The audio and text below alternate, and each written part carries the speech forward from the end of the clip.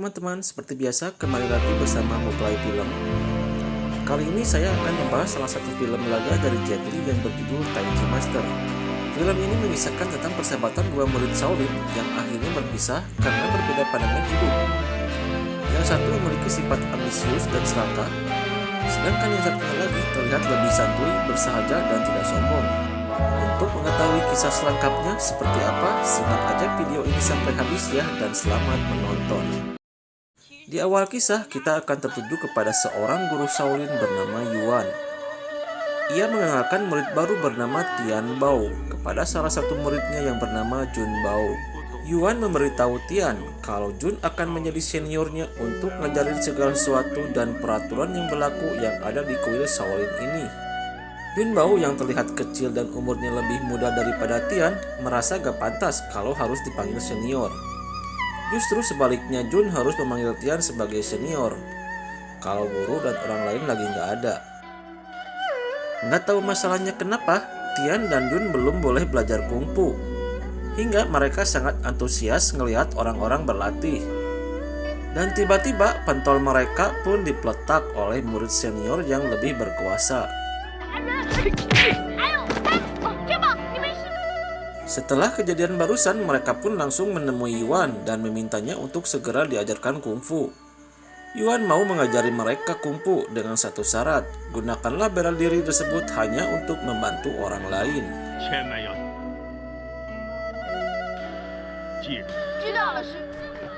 Singkat cerita, mereka berdua pun membalas dendam ke seniornya dengan melakukan hal ini.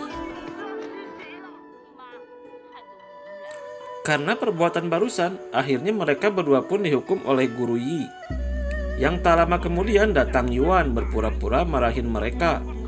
Padahal sambil sembunyi-sembunyi Yuan ngasih makanan untuk mereka. Tian memiliki sifat arogan, barbar, dan juga keras babatok.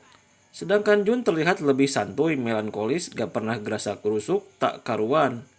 Namun meskipun demikian, keduanya sama-sama ingin menjadi pemain kungfu yang terbaik. Makanya setiap kali ada kesempatan, mereka selalu menempatkan waktunya hanya untuk berlatih. Hingga seiring waktu berjalan, mereka berdua pun tumbuh menjadi pria dugul dewasa. Tian yang sekarang kungfunya paling hebat di antara murid lainnya, selalu dipandang sebelah mata oleh murid bernama Xian Bao. Dan dia merupakan murid kesayangannya Guru Yi. Suatu ketika gak tahu kapan, kala itu Tian Bao tak sengaja melihat Guru Yi tengah berlatih jurus tapak kuda. Yang secara tak sengaja, jurus itu langsung kerekam sama si Tian. Hari ini Guru Yi mengadakan kompetisi untuk mencari 4 orang petarung terbaik. Mereka yang terpilih akan dipromosikan untuk ngikutin pelatihan teknik bela diri tingkat tinggi. Yang secara kebetulan peserta pertama Tian harus berhadapan dengan Xian Bao, murid kesayangannya Guru Yi.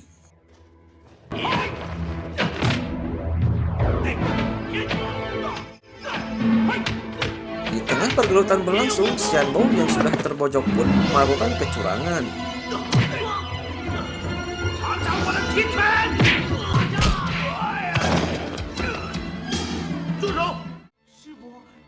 Karena sikap Tian dinilai Guru Yi sangat barbar, maka diputuskan untuk dikeluarkan dari perguruan Shaolin ini.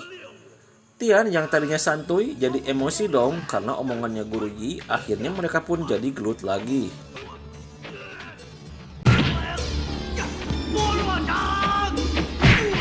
Tian yang dianggap telah mencuri jurus tapak kuda oleh Guru Yi, akhirnya mereka pun harus ditangkap dan dikepung oleh para murid Shaolin lainnya.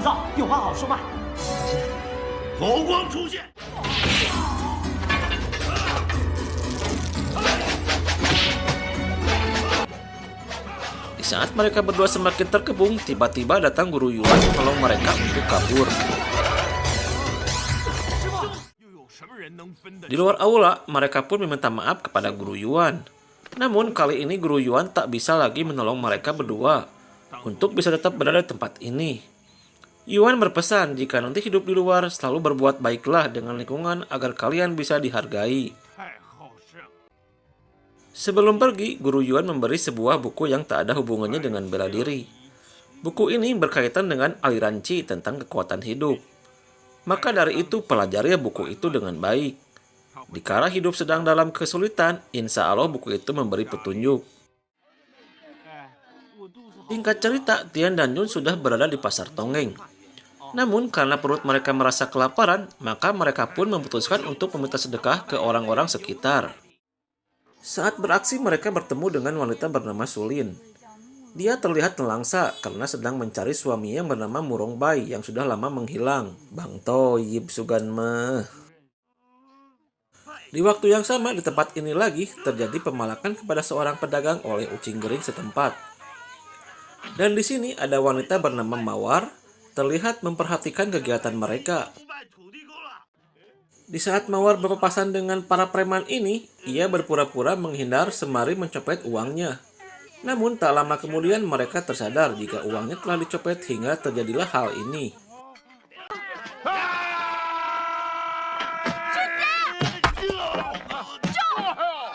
Melihat Mawar kewalahan menghadapi mereka, Jun langsung turun tangan membantunya. Sementara saat Tian berusaha menyelamatkan Mawar, dia malah pelanga-pelongo karena melihat wajah cantiknya Mawar. Perkelahian ini pun akhirnya terhenti. Saat tahu kalau para preman ini telah di-backup oleh keamanan pemerintah yang mengharuskan Tian dan Jun jadi dikejar untuk ditangkap. Setelah lolos dari kejaran keamanan, tak lama kemudian muncul iring-iringan Gubernur Liu beserta adik perempuannya. Tian yang melihat ini sangat antusias dan berhayal. Jika suatu hari dirinya bisa jadi seperti Gubernur Liu. Di malam harinya, Tian dan Jun ditraktir makan malam oleh Mawar.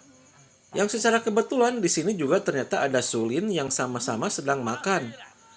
Namun dia terlihat masih patah hati nggak bisa move on. Entah kebetulan apa gimana, tiba-tiba restoran ini pun kedatangan adik Gubernur Liu bernama Cici. Dan yang mengejutkan di sini ternyata kekasih Cici ini adalah Murong Bai, suaminya Xiulin yang selama ini ia cari. Mengetahui Xiulin ini istrinya Murong Bai, Cici berkata, tak mungkin ia balik lagi kepada Xiulin karena Cici sudah menyelamatkannya di saat dia akan mati. Dan tak ada satupun laki-laki yang bisa menolak untuk hidup bersamanya. Saat Xiulin diusir oleh Murong Bai, ia pun kecewa karena pengorbanan selama ini telah sia-sia. Untuk itu Xiulin mengembalikan lagi gitarnya. Namun karena Cici merasa cemburu, maka terjadilah perkelahian.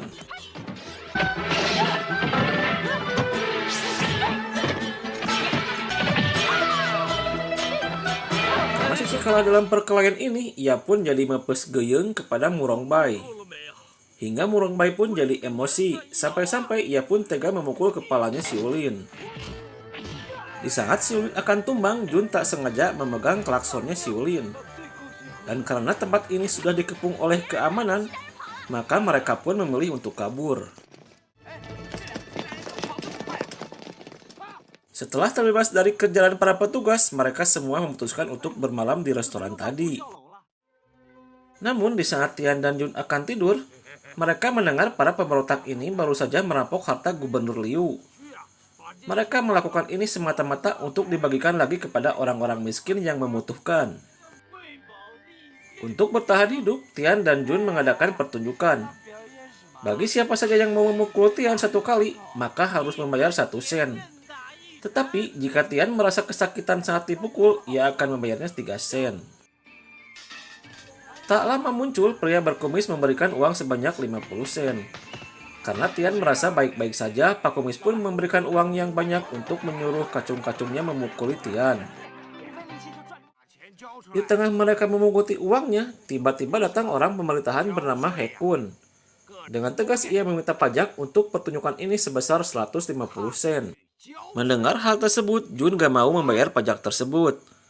Namun karena Tian ingin mencari muka di hadapan Hekun, tanpa berpikir ia pun langsung memberikan uangnya. Tian sangat tertarik dengan Hekun. Tetapi Tian diberi syarat untuk memukuli dirinya sendiri. Hingga di saat Tian diterima oleh Hekun, Jun justru menolaknya.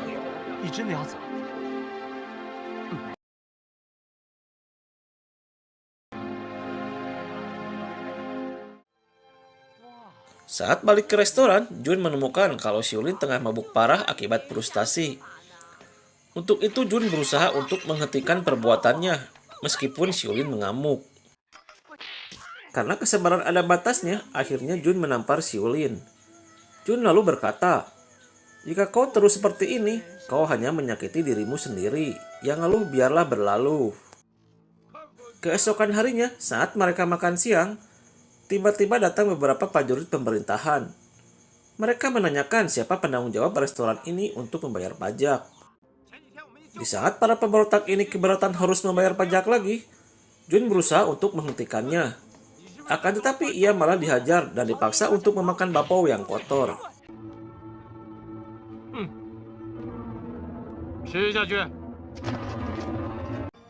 Karena Jun terus dipaksa untuk bersujud dan meminta maaf, akhirnya ia pun mengamuk sejadi-jadinya. Hingga terjadi perkelahian yang mengharuskan tempat ini pun ditutup supaya mereka tak bisa kabur.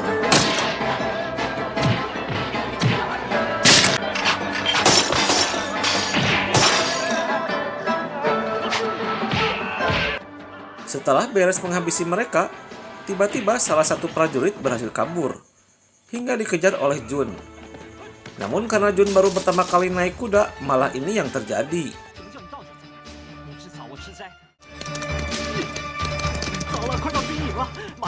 Beruntung, sebelum prajurit ini sampai ke markasnya untuk melapor, tiba-tiba muncul Tian langsung membunuhnya. Sambil mengobrol, Tian memberitahu jika orang-orang di restoran bukanlah orang yang baik. Tian tak ingin Jun berteman dengan mereka karena sekarang Tian sudah menjadi abdi pemerintah. Bukan pengabdi setan ya. Xin berpindah kepada markas prajurit. Kali ini Gubernur Liu mengadakan kontes untuk mencari prajurit yang terbaik. Siapa saja yang memiliki seni bela diri terbaik akan diangkat menjadi jenderal. Di atas arena terlihat ada seorang prajurit tangguh yang mampu mengalahkan puluhan lawannya. Tian yang berambisi ingin mencapai kedudukan tersebut langsung naik ke atas arena untuk melawannya.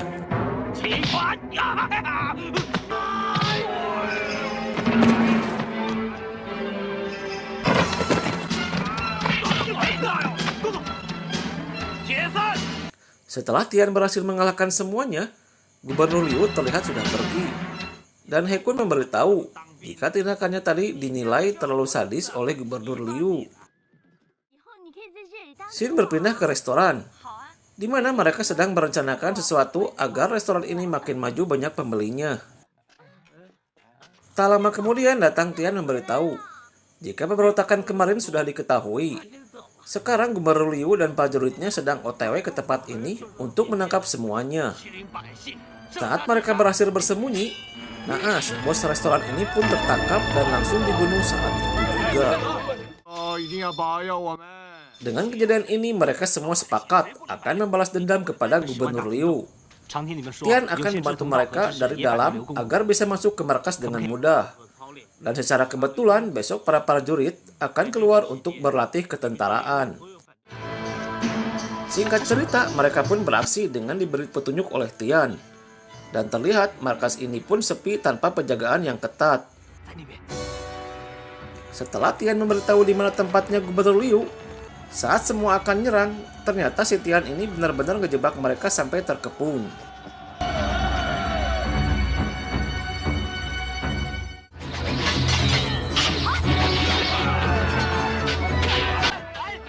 Di tengah pertarungan terjadi, di saat yang lainnya sibuk papukat melawan musuh, si Kemod malah berpura-pura mati.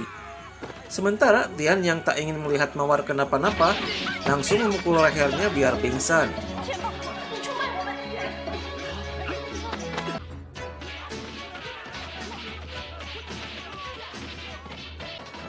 Satu persatu para pemberontak ini pun pada tewas secara mengenaskan. Tetapi Jun dan Xiaolin berusaha mati-matian melawan semua ini.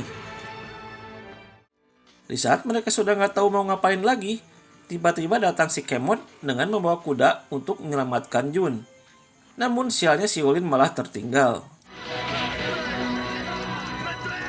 Setelah kejadian barusan, Gubernur Liu senang banget sama si Tian. Sebagai hadiahnya, dia langsung dipromosiin jadi letnan tentara kerajaan. Karena menurut Gubernur Liu, Jun terlihat jagoan saat berantem tadi. Ia tertarik pengen ngejakin Jun buat gabung untuk dijadiin anak buahnya. Tapi kalau dia nolak ajakannya, maka bunuh saja. Jun terlihat terpukul karena perbuatan si Tian yang bisa-bisanya mengkhianati persahabatannya sedari kecil. Dan Jun pun berjanji akan balik maning untuk selamatin orang yang masih hidup. "Nopo mas balik meneh, wis karo lamo." Singkat cerita, malam pun malam, di mana Mawar tengah dipaksa Tian untuk melakukan mantap-mantap.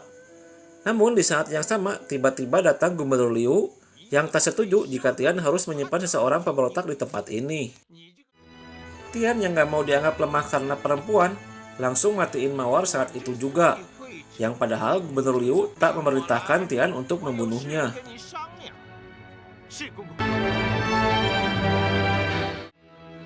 Beberapa hari kemudian, Jun datang menemui Tian dengan tujuan ingin membebaskan Xiulin. Namun di sini Tian malah terus ngajakin Jun untuk bergabung dengannya. Ia gak mau ngelihat Jun yang udah jadi temannya sedari kecil hidup balangsak. Mendengar hal tersebut, Jun berkata, jika dia tak ingin mengenal orang yang lebih memilih kekayaan daripada temannya. Jun lebih baik hidup apa adanya daripada jadi pengkhianat. Karena di zaman ini adu mekanik adalah solusi penyelesaian masalah, maka di saat Jun terus meminta agar Xiulin dibebaskan, ia pun malah diserang hingga terjadi perkelahian paling epik dalam sejarah.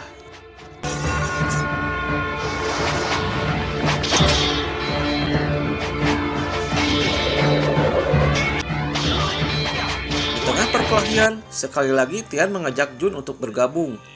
Namun Jun kekeh tak tertarik sedikit pun untuk menjadi temannya lagi. Jun yang kupunya lebih rendah dari Tian merasa kesulitan saat akan menyelamatkan Xiulin.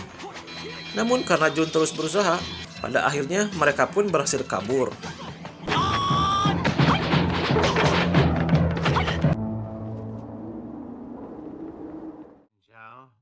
Jun yang terkena sabatan golok saat berantem tadi diobatin oleh mereka. Tetapi ia malah melongo tak berasi sedikit pun. Padahal obatnya itu pasti perih dan menyakitkan. Jun sekarang terlihat kayak ODGJ karena sering ngomong ngelantur. Kemon ngasih tahu pada Xiulin kalau Jun saat ini sedang depresi berat karena persahabatannya telah dikhianati. Dan kemungkinan ini bakalan lama sembuhnya. Entah beberapa lama berlalu, Jun semakin ngaco dengan semua perilakunya. Sampai-sampai Xiulin dan Kemon pun dibuat kewalahan saat mau mengobatinya. Di sisi lain, Tian mendidik para prajuritnya dengan sangat keras. Karena di mata Tian, pelatihan yang diberikan He-kun selama ini sangat lemah untuk seorang prajurit. Tian maunya hanya yang terbaik yang bisa bertahan di tempat ini. Ngedengar omongan itu, He-kun pun jadi emosi karena merasa diremehkan. He-kun ngingetin Tian, jika suatu hari nanti para prajurit ini akan berontak jika terus dilatih seperti ini. Dan Tian seharusnya ingat karena He-kun lah sekarang dia bisa berada di tempat ini. He-kun berjanji akan menghentikan kesombongan Tian dengan melaporkannya kepada Gubernur Liu. Karena keadaan Jun semakin menggila, mereka berdua pun hampir menyerah untuk mengobatinya. Dan saat ini Kemod akan memanggil Jun menjadi San Feng yang artinya gila 3 kali sehari. Tian semakin ngeliatin kesetiaan dan kehebatannya untuk Gubernur Liu. Ia melaporkan hasil kerjanya yang telah berhasil menangkap para pemberontak dan juga menagih pajak yang tinggi. Dengan ini, Gubernur Liu akan mengajak Tian ke hadapan Kaisar. Namun sebagai syaratnya, Gubernur Liu menginginkan jika di provinsinya ini harus terbebas dari pemberontak. Suatu hari mereka berdua berjalan-jalan di sebuah kebun jagung. Jun memperhatikan sebuah kayu yang sudah mati, namun masih bisa menumbuhkan sebuah kehidupan baru. Dan secara kebetulan, Jun mendengar dua orang yang tengah bercerita. Jika seseorang dari mereka yang baru saja mendapatkan momongan baru, kakak beradik ini menyuruh kakaknya untuk menurunkan beban yang menghambat perjalanannya. Mengingat kedua hal itu, Jun sedikit tersadar dengan apa yang baru saja terjadi. Untuk kehidupan baru, maka lupakanlah masa lalu. Turunkan semua beban yang ada di otakmu. Larilah secepat mungkin untuk mendapat masa depan yang lebih gemilang. Sesampainya di rumah, Jun langsung membuka buku pemberian Guru Yuan, yaitu buku tentang Qi energi kehidupan. Kala hidup sudah stuck tanpa arah, dan tujuan buku ini setidaknya bisa membawa Jun dalam kedamaian. Buku dari Qi ini begitu halus yang mengajarkan untuk tidak membunuh musuh. tapi menggunakan yang terbaik di setiap kesempatan. Arus udara harus laras dalam alam semesta.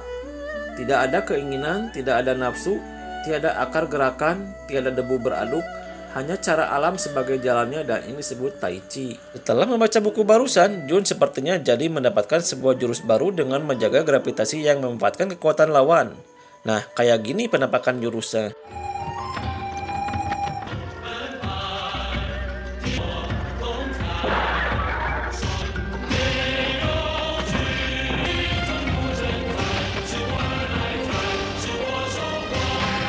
Setelah memahami tentang dasar jurus Tai Chi, akhirnya Jun tersadar dari gilanya.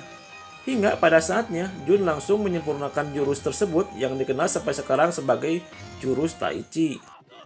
Shin balik lagi kepada Tian, yang terus berusaha untuk mencari keberadaan Jun. Dia menyiksa bahkan membunuh siapa saja yang ia curigai menyembunyikan keberadaan Jun. Jadi, mulai sekarang, siapa saja yang berusaha membela Jun, apalagi bergabung dengannya, akan mati diseret seperti si bapak ini. Gak lama setelah kejadian barusan, mereka berdua ngelapor sama Jun. Kalau si Tian makin kejam melebihi Gubernur Liu. Pada warga di sini diancam akan dibunuh kalau nggak ngasih tahu di mana keberadaan Jun. Untuk menghindari kematian lebih banyak orang tak berdosa, Jun akan mencari cara untuk menghentikan kekejaman yang sudah dibuat oleh Tian Bao. Singkat cerita, pada saat Gubernur Liu dan adiknya akan datang memenuhi undangan ke istana kaisar, tiba-tiba mereka pun langsung dihadang oleh Jun dan Xiulin sampai terjadi perkelahian.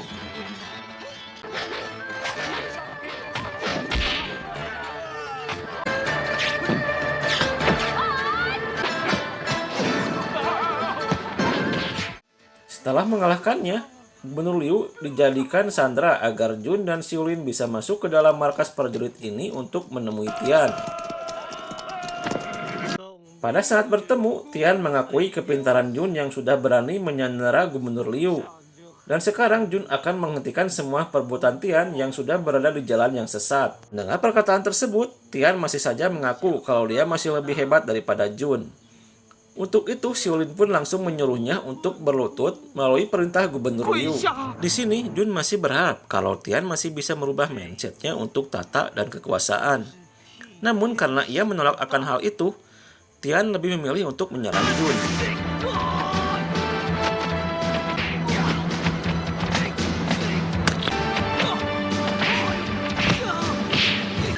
Hai, di sini Tian kebingungan dan ia menanyakan jurus apaan itu.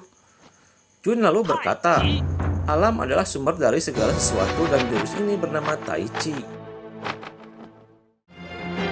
Di saat Tian sudah hampir kalah, ia meminta anak buahnya untuk menyerang Jun. Namun, tak ada satupun prajurit yang mendengar karena Gubernur Liu melarangnya. Karena dirasa Gubernur Liu jadi penghalang, tanpa berpikir panjang, Tian pun langsung membunuhnya. Dan ia berharap dengan perbuatannya ini prajurit akan tunduk pada perintahnya. Tetapi malah ini yang terjadi.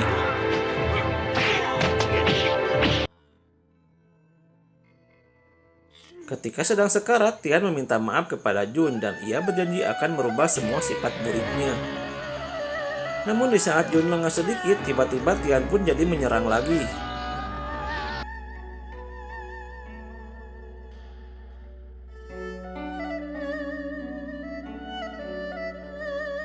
Di akhir kisah ini, para prajurit ini pun langsung meletakkan senjatanya dan memberikan jalan untuk mereka pergi.